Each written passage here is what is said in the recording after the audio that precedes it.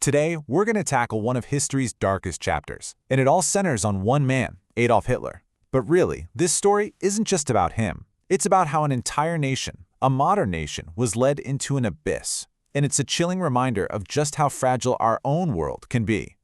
And that brings us to the central, haunting question of this entire explainer. How does a democracy actually die? Because Hitler's rise wasn't a foreign invasion or some simple military coup.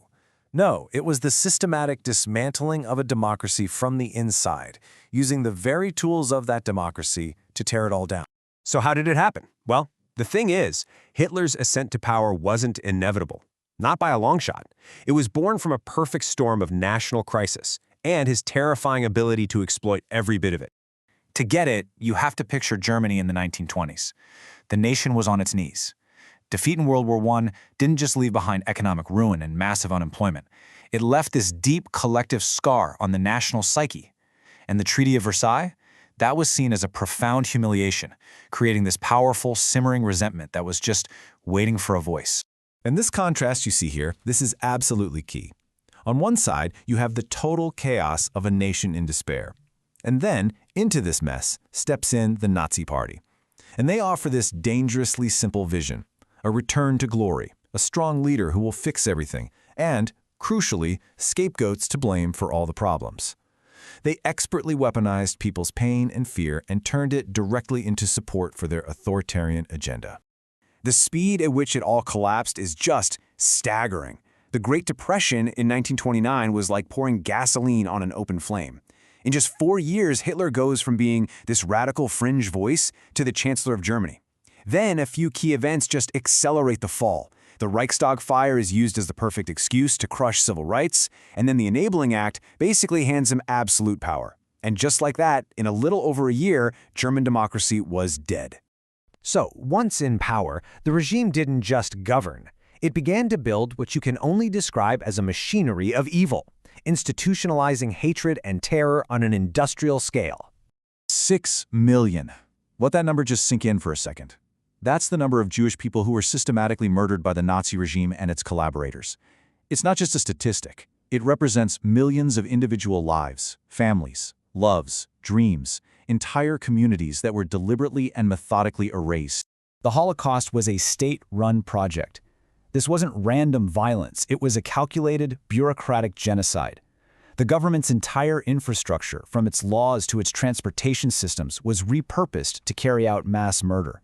And it is so crucial to remember that millions of others, Roma people, Poles, political opponents, disabled people, and more, were also targeted and murdered.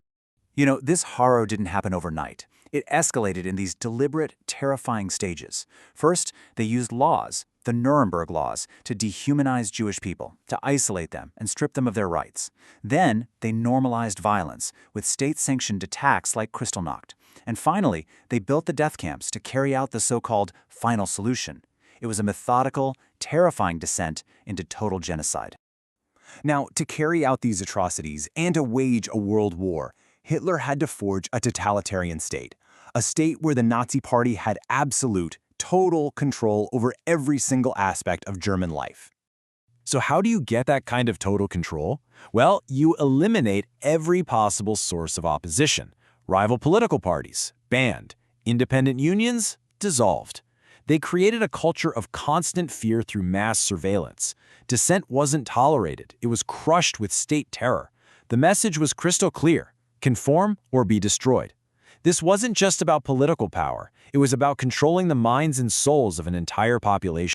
And at the very heart of this Nazi state was a concept called the Führer principle, the leader principle. Basically, it meant that Hitler's word was law, period. There was no constitution, no court, no other institution that could challenge his will.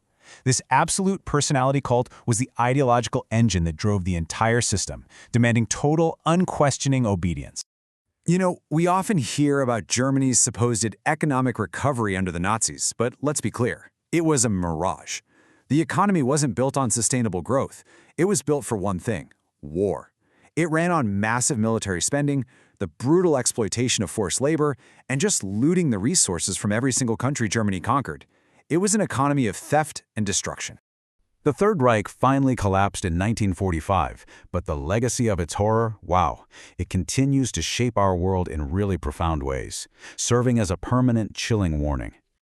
The aftermath was seismic. Germany had to be rebuilt from the ashes, not just physically, but morally. The world, completely horrified by the Holocaust, created new frameworks for international human rights law, things we still rely on today.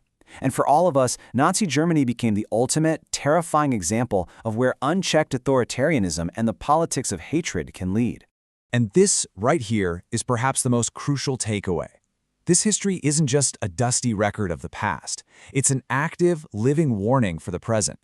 It tells us that the values we cherish, democracy, pluralism, basic human rights, they are not guaranteed. They are fragile. And they demand our constant, vigilant defense against the politics of fear. And that brings us to our final, critical question. When we look around the world today, at the rise of authoritarianism, the weaponization of fear, the targeting of minorities, we have to ask ourselves, are we truly hearing the lessons of the past? That is the question this history demands we all confront.